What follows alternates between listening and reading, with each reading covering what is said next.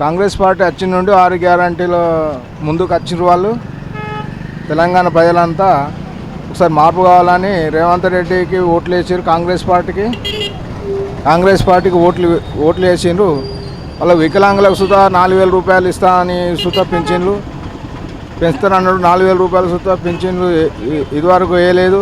ఈ రైతు భరోసా, రైతు బంధు సుతా సక్రమంగా వాళ్ళకు రైతులకు సుతా ఎలాంటి అందుతలేదు. ఈ మందు బస్తాల ఎరువులు సుతా సక్రమంగా వాళ్ళ పాపం రైతులంతా లైన్ కట్టి పొద్దుగాల లైన్ కట్టి ఒక్కొక్క కరీంనగర్ కానీ మానకొండ కానీ విశాల సహకార సంఘాల ప్రభుత్వ సంఘాల లైన్ కట్టి సుతా ఊరియా బస్తాలకు అడుగుపిండి బస్తాలకు చాలా ఇబ్బందికరమైన విషయం ఉన్నది.